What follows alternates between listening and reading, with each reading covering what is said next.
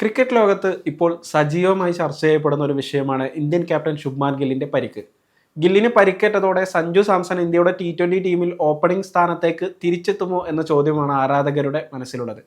ഇന്ത്യയുടെ ടെസ്റ്റ് ഏകദിന ക്യാപ്റ്റനായ ശുഭ്മാൻ ഗില്ലിന് കൊൽക്കത്തയിൽ ദക്ഷിണാഫ്രിക്കയ്ക്കെതിരെ നടന്ന ആദ്യ ടെസ്റ്റിനിടെ കഴുത്തിന് പരിക്കേറ്റിരുന്നു. 26-കാരനായ ഗില്ലിന് നിലവിലെ ടെസ്റ്റ് പരമ്പര മാത്രമല്ല, നവംബർ 30-ന് തുടങ്ങുന്ന ഏകദിന പരമ്പരയും ഡിസംബർ 9-ന് ആരംഭിക്കുന്ന T20 പരമ്പരയും നഷ്ടമാകുമെന്നാണ് സൂചന. BCCI വൃത്തങ്ങൾ നൽകുന്ന വിവരമനുസരിച്ച് 2026 ജനുവരിയിൽ ന്യൂസിലാൻഡിനെതിരെ നടക്കുന്ന ഏകദിന പരമ്പരയിലാകും ഗില്ല് ടീമിലേക്ക് തിരിച്ചെത്തുക. ചുരുക്കത്തിൽ 2025-ൽ അവശേഷിക്കുന്ന ദക്ഷിണാഫ്രിക്കയ്ക്കെതിരെയുള്ള T20 പരമ്പരയിലും ഗില്ലിന്റെ സേവനം ലഭ്യമാകില്ലെന്നാണ് പുറത്തുവരുന്ന റിപ്പോർട്ടുകൾ. അതുകൊണ്ടാണ് സഞ്ജു സാംസൺ ഓപ്പണർ റോളിലേക്ക് മടങ്ങിയെത്തുമോ എന്ന സംശയം ശക്തമായിരിക്കുന്നത്. സഞ്ജുവിനെ ഓപ്പണിംഗിലേക്ക് തിരികെ കൊണ്ടുവരുന്നതിന് അനുകൂലമായ ചില ഘടകങ്ങൾ നമുക്ക് പരിശോധിക്കാം. T20യിൽ ഓപ്പണറായി സ്ഥിരമായി അവസരം ലഭിച്ചപ്പോഴെല്ലാം സഞ്ജു ഗംഭീര പ്രകടനമാണ് കാഴ്ചവെച്ചത്.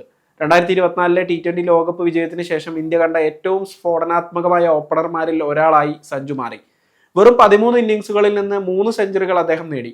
183 എന്ന തകർപ്പൻ സ്ട്രൈക്ക് റേറ്റിൽ ബാറ്റ് ചെയ്യുന്ന സഞ്ജുവിന് 37 എന്ന മികച്ച ശരാശരിയും സ്വന്തമായുണ്ട്.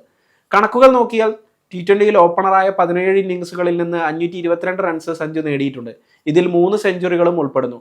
അഭിഷേക് ശർമ്മയുമായുള്ള സഞ്ജുവിന്റെ കൂട്ടുകെട്ട് ഇന്ത്യക്ക് ആക്രമണോത്സുകമായ തുടക്കം നൽകുന്നതിൽ നിർണായകമായിരുന്നു.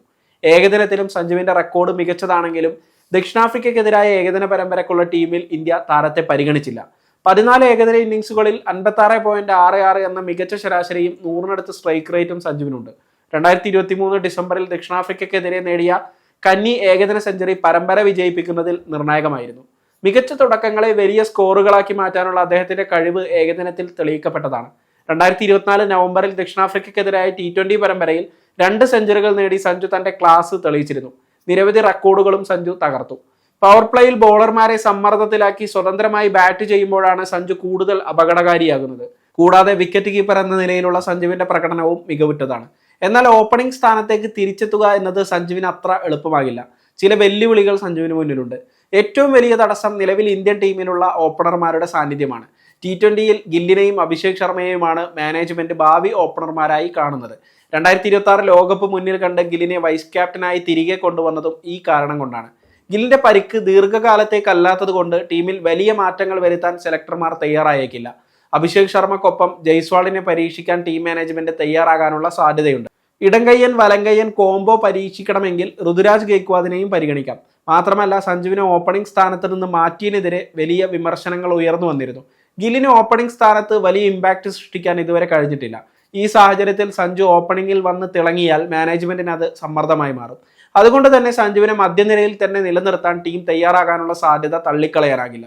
ടീമിന് വേണ്ടി ഏത് പൊസിഷനിലും ബാറ്റ് ചെയ്യാൻ തയ്യാറാണെന്ന് സഞ്ജു തന്നെ പറഞ്ഞിട്ടുള്ളത് കൊണ്ട് അദ്ദേഹത്തെ മധ്യനിരയിൽ തന്നെ നിലനിർത്താൻ മാനേജ്മെന്റിന് വലിയ പ്രയാസമുണ്ടാകില്ല. ചുരുക്കത്തിൽ ശുഭ്മാൻ ഗില്ലിന്റെ അഭാവം ഒരു ഒഴിവ് സൃഷ്ടിക്കുന്നുണ്ടെങ്കിലും സഞ്ജു സാംസൺ ഓപ്പണറായി വരാനുള്ള സാധ്യത കുറവാണ്. എന്നാൽ ഏതെങ്കിലും സാഹചര്യത്തിൽ സഞ്ജുവിന് അവസരം നൽകാൻ ഇന്ത്യൻ ടീം തയ്യാറായാൽ അത് മുതലാക്കി മാച്ച് വിന്നിംഗ് പ്രകടനങ്ങൾ നടത്തിയാൽ സഞ്ജുവിന് സെലക്ടർമാരെ കൊണ്ട് വീണ്ടും ചിന്തിപ്പിക്കാനാകും.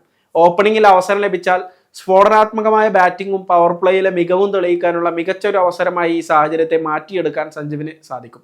എന്തായാലും ഇന്ത്യൻ ടീം മാനേജ്മെന്റിന്റെ തീരുമാനം എന്തായിരിക്കുമെന്ന് കണ്ടറിയേണ്ട കാര്യം തന്നെയാണ്.